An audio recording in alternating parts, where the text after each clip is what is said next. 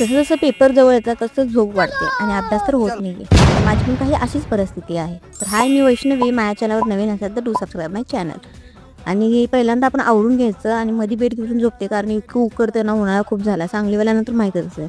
So पहिल्यांदा sunscreen लावून घ्यायचं खूप, कारण काळं पडतं त्यामुळं. त्यासाठी नंतर नाश्ता करायचा. आज नाश्ता पोहे होतं. मग दुधात कॉफी टाकून कॉफी पिली आणि त्यानंतर लायब्ररीत पोहोचले. पहिल्यांदा जाऊन बाटली भरून आणली, कारण पाणी तिथे राहिली की झोप येत नाही, तर तिथे गेल्या गेल्या झोप येते. आणि एवढा सिलेबस बघून आणि झोप यायला ते एवढं टेन्शन आलं तर मला सांगायला नको. पहिला पेपर बिझनेस एन्व्हायरमेंट होता. सो त्यासाठी मी बिझनेस एन्व्हायरमेंटचं बुक घेतलं आणि PYQ सगळे काढलेत आणि त्यातली इम्पॉर्टंट जे क्वेश्चन आहेत ना ते काढून घेतलेत. म्हणजे सगळे PYQ केल्यावर पास तर होईलच ना, म्हणजे पडतात चांगले मार्क, काय वेगळं टाकत नाही. आणि आज सगळं कंप्लीट करायचं होतं, पण मला वाटत नाही आज कंप्लीट होईल. आणि करायचा प्रयत्न केला आहे, पण उद्या मात्र नक्कीच कंप्लीट करेल. तुम्ही बघू शकता. बस इतकाच होता माझा दिवस. Thank you so much. माझ्या ब्लॉग आवडल्या, चॅनलला लाईक सबस्क्राईब नक्की करा. थँक्यू.